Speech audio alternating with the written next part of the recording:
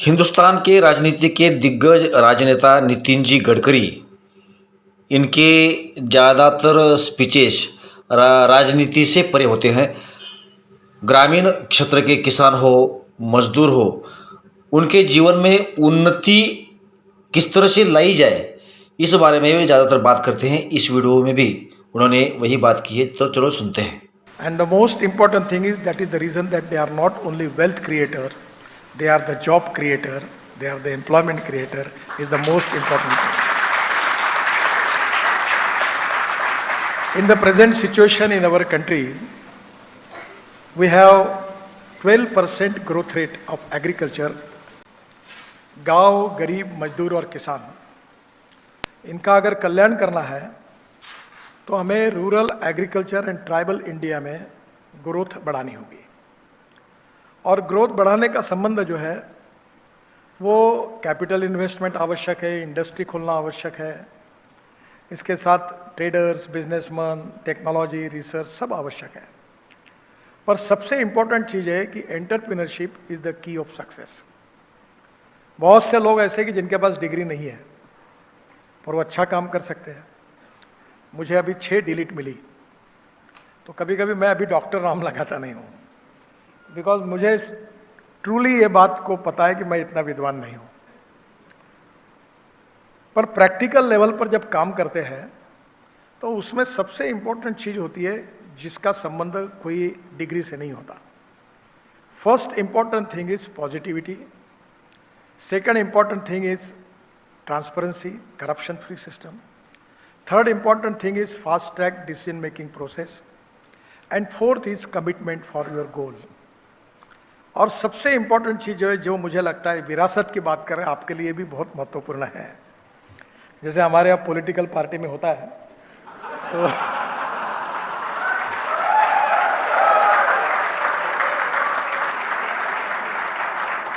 मैं 75 का प्रोडक्ट हूँ इमरजेंसी का, क्योंकि इमरजेंसी के साथ मैं प्रथम वर्ष में कॉलेज में था और इमरजेंसी के खिलाफ लड़ाई लड़ने के लिए मैंने कॉलेज छोड़ दिया उस दिन, और फिर जयप्रकाश जी के नेतृत्व में आंदोलन में आया हूँ। तो कभी कभी 2 साल जनता पार्टी आई 77 में और चली गई। तो मजाक में हम कहते थे कि हमारे यहाँ ऐसा है कि 2 लोगों की 3 पार्टियाँ थी, एक इसकी, एक उसकी, और दोनों को मिलकर तीसरी। एक दिल के टुकड़े हुए 1000, कोई यहाँ गिरा कोई वहां गिरा। तो पहली बात एक है कि फैमिली बिजनेस की जनता पार्टी मत बनाओ। That is very important. और इसके लिए सबसे बड़ी चीज चाहिए कि दिल बड़ा चाहिए। कोई भी लीडरशिप जो होती है जितनी ऊपर जाती है उसका दिल बड़ा होना चाहिए। सामने वाले ने की होगी गलती तो छोड़ दो, माफ कर दो। टॉलरेंस, सहिष्णुता, सहनशीलता, सर्वसमावेशकता, ये हमारी संस्कृति की विशेषता है। और इतिहास, संस्कृति और विरासत इसी के आधार पर हम खड़े हैं। और मूल्याधिष्ठित जीवन पद्धति और परिवार पद्धति, value based education system and value based family system हमारी सबसे बड़ी स्ट्रेंथ है। और इसलिए मैं ये मानता हूँ कि विरासत से मिली हुई वैल्यूज, परिवार पद्धति, और परिवार में जब एंटरप्रेन्योरशिप होती है तो वो वेल्थ क्रिएटर होते हैं, एम्प्लॉयमेंट क्रिएटर होते हैं, और देश के लिए उनके कंट्रीब्यूशन से देश का विकास होता है। तो मैं एक छोटी बात आपको बताऊंगा कि ए नाम के व्यक्ति ने ए स्क्वायर काम किया और बी नाम के व्यक्ति ने बी स्क्वायर काम किया है, तो total work is a square plus b square. पर मैथमेटिक्स ये कहता है कि when A and B comes together, thinks together and works together, A plus B bracket में स्क्वायर, तो A plus B ब्रैकेट में स्क्वायर अगर इसका जवाब आता है A square plus B square plus twice AB, तो twice AB is a result of collective team spirit. कुछ लोग इंडिविजुअली बहुत अच्छे होते हैं पर कभी टीम नहीं बना पाते। मुझे आज बहुत दिनों के बाद दीपक जी मिले हैं, तो मैं MSRDC की याद कर रहा था। तो उसका एक बहुत अरसी सिन्हा थे, आपके अच्छे मित्र थे उस समय। इनके HDFC के एक डायरेक्टर भी हमने MSRDC में लिया था, सातोड़े करके। अभी मैंने उनकी याद निकाली। तो मैं PWD मिनिस्टर था और हमारे पास बजट था 1800 करोड़ का, और काम करने वाले लोग थे 39,000। और जब हमने MSRDC की मैंने स्थापना की नेपीएनसी रोड पर, तो वो एस्बेस्टस शीट का ऑफिस था। और जब मैं बॉन्ड इशू और इन्वेस्टमेंट की बात करता था तो वो लोग आके ऊपर देखते थे। तो मैंने कहा एक काम करो यार, ये अच्छा नहीं है, बड़ी बड़ी बातें करते हो, ये टिनपट के नीचे बैठे, ये अच्छा नहीं लगता। तो इसको एक सीलिंग करा दो, AC लगा दो, फर्नीचर चकाचक बना दो, ताकि लोगों में इंप्रेशन तो अच्छा जाएगा। तो करोड़ों की बात कर रहे हैं और ऐसे बैठे, कभी बरसात में पानी नीचे गिर रहा है, ऐसा नहीं होना चाहिए। तो उस समय हमने ऑफिस बनाया और बॉन्ड इशू में जाने लगे। तो मुझे याद है धीरूभाई अंबानी उस समय नहीं है, वो बहुत मेरे ऊपर प्रेम भी करते थे। तो मैंने एक बार उनको कहा कि हम बॉन्ड्स लेकर मार्केट में जा रहे हैं। तो उन्होंने मुझे प्रेम से कहा, नितिन, सरकार को और तुमको कौन पैसा देगा? बोले बहुत कठिन है ये। बोला धीरूभाई कठिन तो है, पर मैं कोशिश करता हूँ। एक कवि ने कहा है कि कोशिश करने वाले की कभी हार नहीं होती, तो मैं कोशिश करके देखता हूँ। तो सिन्हा साहब और मैं, उस समय नया नया लैपटॉप आया था, वो सब लेकर Worli Bandra sealink project, Mumbai Pune express highway, 55 flyover, उसका cash flow, internal rate of return, वो लेके घूमते थे और बैंकों में जाते थे, लोगों में जाते थे। और हमने पहला बॉन्ड इश्यू निकाला। उस समय मैं 96-97 की बात कर रहा हूँ। तो 500 करोड़ के लिए निकाला था, और 500 करोड़ के लिए जब हम क्लोज हुआ तो हमें 1180 करोड़ रुपए मिले, ओवर सब्सक्राइब। फिर दूसरी बार 600 करोड़ थे तो करीब 1200 करोड़ मिले, ओवर सब्सक्राइब हुआ। और यही याद मुझे आई कि परसों मैं रोड सेक्टर में काम करता हूँ, लाखों करोड़ की बातें करता हूँ। मैं कहता हूँ कि मैं बैंकों वालों के पास नहीं जाऊंगा, बैंक वाले हमारे पास आएंगे। सर आप क्या करिए, मेरा गलत नहीं बात। अभी दोनों बैंकों के चेयरमैन मुझे फोन करके कहते थे मेरे 25,000 करोड़ लो लो, दूसरा बोल रहा था मेरे ले लो।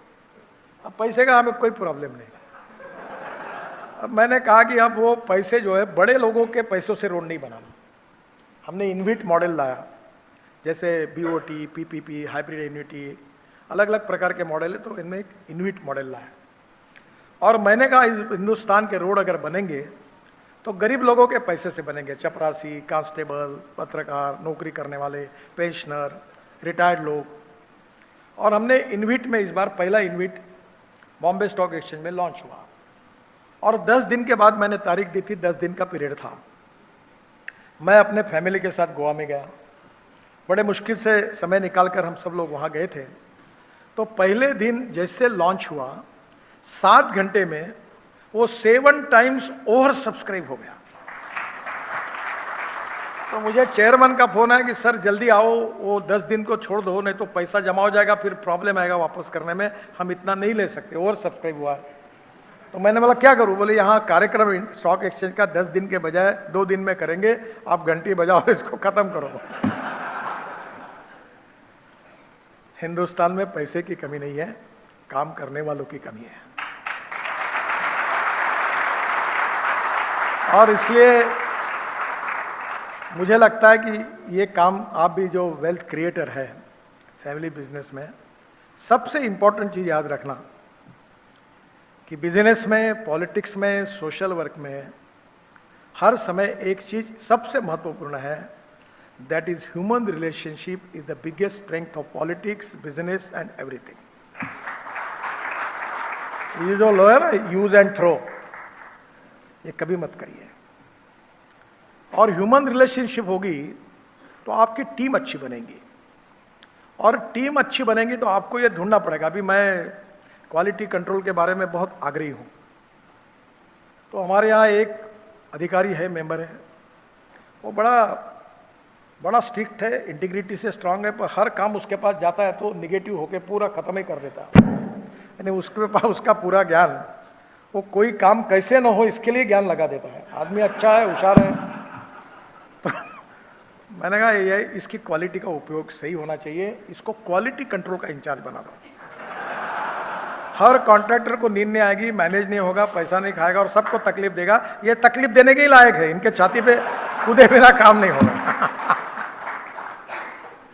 The most important principle of the management, हर व्यक्ति को काम और हर काम के लिए उचित व्यक्ति।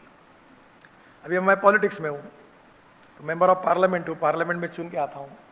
ये अच्छी बात है कि जो विद्वान लोग होते हैं, अच्छे लोग होते हैं, यूनिवर्सिटी के प्रोफेसर होते हैं, डॉक्टर होते हैं, इनका समर्थन बहुत आवश्यक होता है। पर इनका जिसको समर्थन होता है वो चुनाव नहीं जीतता।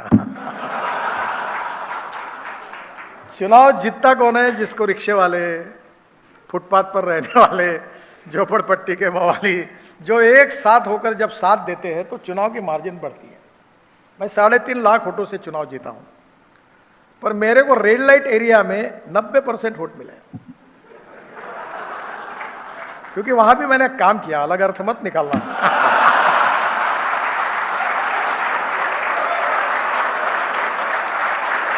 वहां रोड बनाए, वहां लाइट लगाए, उनके पुनर्वसन की योजनाएं चलाई, सिलाई मशीन दिलाई।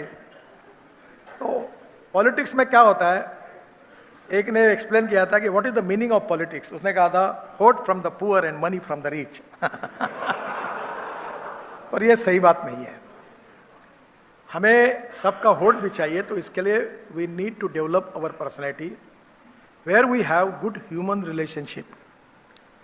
अटल बिहारी वाजपेयी के साथ मैं जब टूर करता था, मैं यंग था, तो एक बार मैं हेलीकॉप्टर से निकला, मुंबई से निकला, और मैं 4 दिन उनके साथ था।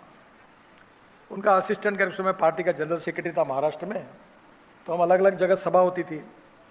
तो अटल जी ने मुझे एक बार बोलते हुए कहा, देखो नितिन, एक याद रखो जीवन में, तुम्हारे घर में कितने भी लोग आए तो भी 1-1 मिनट क्यों ना हो, उनको मिले बिना कभी निकल नहीं जाना। थोड़ा सा हमारे यहाँ प्रॉब्लम होता है, अभी मैं Z+ में हूँ, मेरे पास 50-60 तो पुलिस वाले रहते हैं, कोई आने नहीं देता। नज़दीक आए तो लोगों को धक्के मार देते हैं, उसमें ऐसा मत करो। उनका भी काम है, क्योंकि कभी काफ़ी आजकल धोखे भी होते हैं। पर कहीं ना कहीं ये लोग जो है प्रेम करने वाले, ये बहुत इंपॉर्टेंट है। मैं अक्सर याद रखता हूँ कि जब तुम गाड़ी में घूमते हो तो रोड के बाजू में स्कूटर वाले, साइकिल वाले, रोड के फुटपाथ के लोग हंसते हुए अगर तुमको सलाम करते हैं। अभी मैं आ रहा था तो मैं, मेरे बाजू में एक मित्र बैठा था, उसको कह रहा था कि जो लोग रुक रुक के, एक ने मेरा फोटो निकाला, एक ने हाथ दिखाया। मैंने बोला ये जब तक खुश है तब तक हम हैं, जब तक ये नाराज हो गए तो ये सिक्योरिटी भी गई, गाड़ी भी गई, सब कुछ गया। वो तो क्या है, मंत्री है तब तक सलामी है, मंत्री पद गया रह गया कि ये तुरंत निकल जाते सब, ये किसी के नहीं। पर जो कार्यकर्ता है, जो व्यक्ति है, जो मित्र है, जो सुख दुख में हमारे साथ काम करता है, वो लाइफ लॉन्ग हमारा मित्र होता है। तो सबसे पहली बात रखिए कि ह्यूमन रिलेशनशिप को अच्छा रखिए। बिजनेस में भी बहुत लोग सोचते हैं हमारे देश की समस्या विचार भिन्नता नहीं है, विचार शून्यता है। Neither rightist nor leftist, we are non opportunist. तो ये सब जो पद होता है, सत्ता होती है, उसके पीछे दौड़ते हैं, ये मत करिए। Shortcut cut you short. अगर आपको लॉन्ग कट भी पड़ता होगा तो भी ह्यूमन रिलेशनशिप को टिकाना, संबंधों को बनाना, और अपने साथ काम करने वाले कर्मचारियों को अपने परिवार के कर्मचारी लोग हैं ऐसा समझ के बिहेवियर करना, ये बहुत इंपॉर्टेंट है। मैं बीच में एक किताब पढ़ रहा था, बहुत अच्छा लगा मुझे, स्टारबक्स का। उसमें उन्होंने, वो एक ट्रक ड्राइवर के लड़के थे और माँ उनकी नर्स थी और गरीब परिवार के थे। तो वो एक जगह, एक कॉफ़ी शॉप में उनको नौकरी लग गई, और नौकरी लगने के बाद वहीं से कुछ पढ़ते हुए, समझते हुए उन्होंने अपना एक कॉफ़ी शॉप खोला। आज पूरे यूरोप में, अमेरिका में उनकी कम से कम 25-1 हज़ार फ्रेंचाइजीज हैं।